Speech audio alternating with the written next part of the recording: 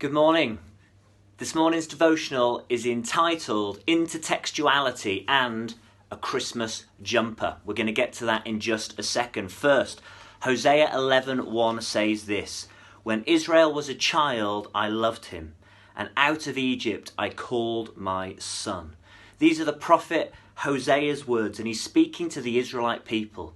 Now, the Israelite people in Exodus are referred to as God's child, as God's son. And so there's this reference here of God's son being brought out of Egypt, and it's referring to the Israelite people when they were brought out of slavery from Egypt. But Hosea here is speaking to the Israelite people who once again have turned away from God, and they are going to find themselves in captivity, but the story doesn't end there. So what has this got to do with the Christmas story? Well, for once I'm able to share something that I've actually learnt at college. It's called intertextuality, and that's where a New Testament writer, it has the benefit of looking back and seeing what God has done in Old Testament times, and then is able to see what God is doing now, what God has done in New Testament times, and they're able to see sometimes a picture of what God has done then and what God was doing in the now then in the New Testament times.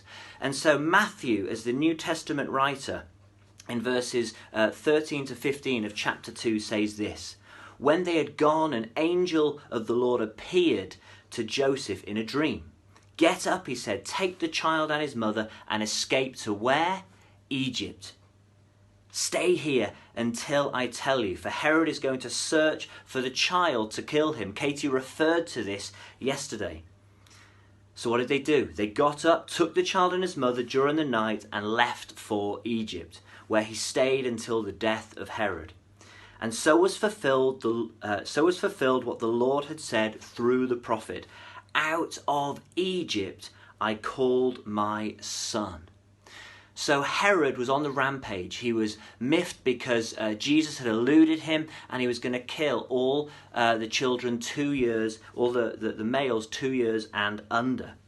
And so Jesus fled those dire circumstances to Egypt.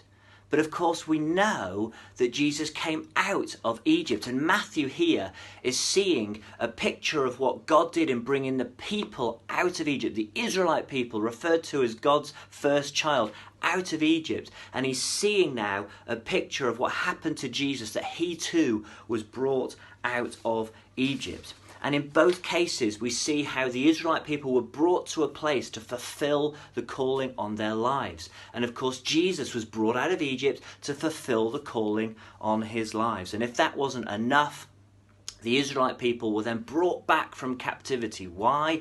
Because God wanted them to fulfill the calling on their lives. These are three sets of dire circumstances, whether that's the slavery in Egypt, whether it's the Israelite people in captivity, or Jesus fleeing for his life. And today, around us, there are dire circumstances. You know, for me, I might be wearing this Christmas jumper and I've got a nice Christmas background, but I'm not looking forward to Christmas. The stress of it, the disappointment of not being able to celebrate in church family like we'd want to, not be able to celebrate with family and friends like we'd want to. We're in a sense in dire circumstances, and some of you are in particularly dire circumstances, and around the world that is certainly the case. And yet today we can remember, we can do what Matthew did, we can look back and we can see what did God do then, and ask what is God doing now. And church, I believe that God is not going to leave us here in this place, and I believe, as Katie said yesterday, there is hope for us outside of these circumstances. So today, take courage, take hope that God is with us, that God is before us, and that just as Jesus came from Egypt, that we too can come from this place and know victory in him.